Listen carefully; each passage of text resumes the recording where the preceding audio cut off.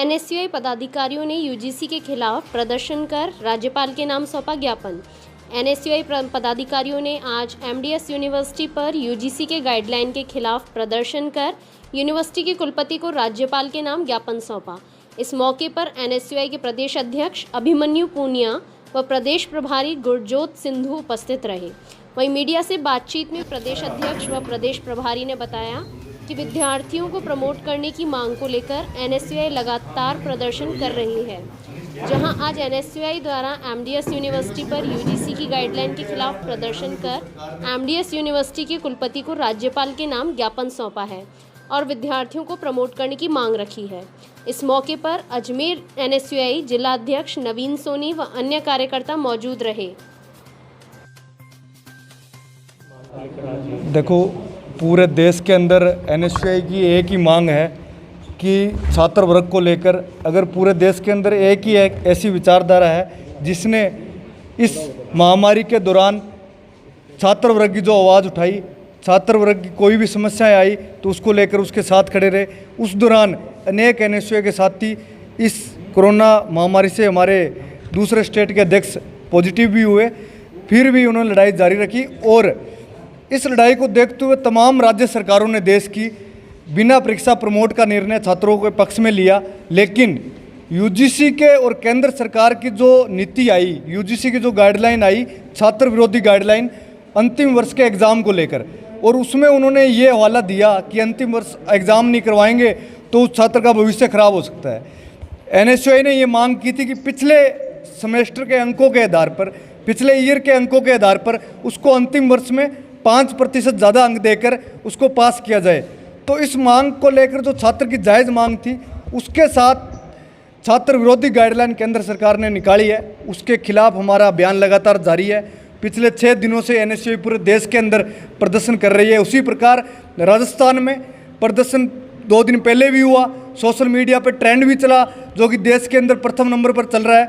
और अब आज दोबारा हमारे राजस्थान के प्रभारी गुरजोत सिंधु जी को राजस्थान में आए तो उस समय अजमेर विश्वविद्यालय में भी ज्ञापन का राज्यपाल जी के नाम कार्यक्रम रखा गया और विरोध प्रदर्शन कर दर्ज करवाए गए यूजीसी को कि छात्रों की मांग को आपको वापस लेना होगा, क्योंकि इस समय एग्ज़ाम की स्थिति देश के अंदर नहीं है।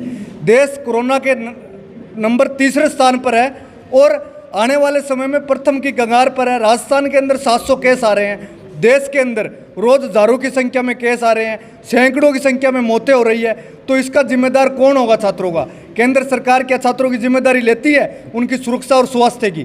तो उसके विरोध में एनएसयूआई का लगातार विरोध जारी रहेगा तब तक यूजीसी ये फैसला वापस नहीं लेती, केंद्र सरकार ये फैसला वापस नहीं लेती। एनएसयूआई का साथी इसकी लड़ाई, छात्र हित में लड़ाई लड़ता रहेगा। आपको नहीं लगता प्रदर्शन के दौरान आप खुद जो है कोरोना की गाइडलाइन का? देखो, निश्चित रूप से इसलिए हमें खेद भी है कि सोशल डिस्टेंस का पालन संख्या ज़्यादा होने के कारण नहीं हो पा रहा।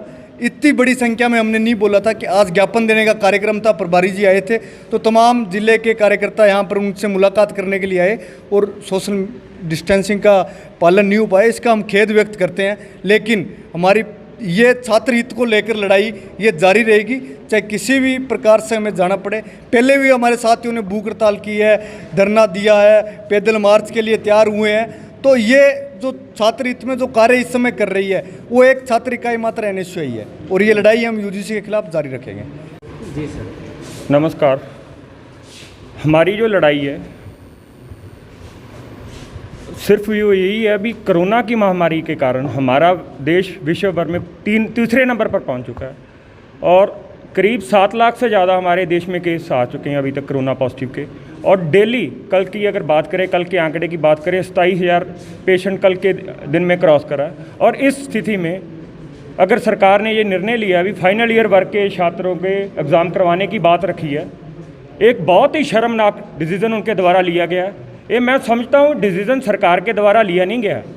जो हमारी मांगें थी, जिस राज्य में हमारी सरकार थी, चाहे वो पंजाब हो, मैं पंजाब से बिलोंग करता हूँ, उधर भी एग्ज़ाम को, स्टूडेंट्स को प्रमोट करने की बात रखी गई, सरकार के द्वारा निर्णय लिया गया। राजस्थान सरकार में भी अशोक गहलोत जी द्वारा, पायलट साहब द्वारा, एजुकेशन मिनिस्टर द्वारा ये फैसला लिया गया छात्रों को प्रमोट करने का।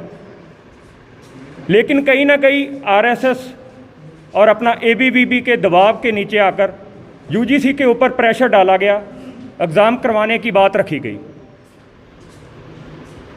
हर जगह पे उन्होंने अपने पक्ष की बात रखी है, लेकिन हम स्टूडेंट्स के पक्ष की बात करते हैं, स्टूडेंट्स वेलफेयर की बात करते हैं। डे वन से हमारी यही लड़ाई है भी स्टूडेंट्स को अगली कक्षा में प्रमोट किया जाए, जब से हमारे देश में हालात बिगड़ते जा रहे हैं कोरोना की महामारी को लेकर। आज की स्थिति ये है भी देश में हालात बहुत ज़्यादा ख़राब हैं, थोड़े नहीं बहुत ज़्यादा ख़राब हैं। और हमारे देश को, हिंदुस्तान को यंगिस्तान भी बोला जाता है, क्योंकि 50% इधर जो अपने यंगस्टर की वोट है। और अगर हम अपने नौजवान साथियों को, छात्र वर्ग को इस मुसीबत में धकेल देंगे, एक बड़ी मुसीबत, बहुत बड़ी मुसीबत आने वाले समय में हमारे देश पर आ सकती है। एक बहुत बड़ा नुकसान हो सकता है। जो भी हमें करना पड़े, हम सड़कों पर भी आएंगे। हमारी लड़ाई तब तक चलेगी जब तक जो डिसीज़न यूजीसी की गाइडलाइन के थ्रू लिया गया वो उस चीज़ को विड्रॉ नहीं करती, उस डिसीज़न को रद्द नहीं करती। और इसके साथ साथ मैं सरकार से ये भी मांग करता हूँ, बिस इकोनॉमिकली क्राइसिस बहुत बड़े स्तर पर हमारे देश में आ चुका है। छात्र वर्ग का एक बहुत बड़ा नुकसान हो चुका है।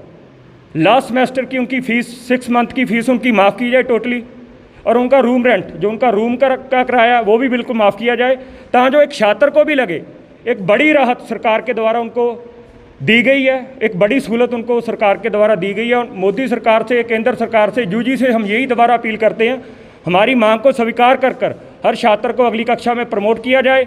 लास्ट उनके 5 सेमेस्टर की परफॉर्मेंस चेक करते हुए, उनकी इंटरनल असेसमेंट चेक करते हुए प्लस 10% एक्स्ट्रा ऐड करके उनको अगली क्लास में प्रमोट किया जाए। Thank you.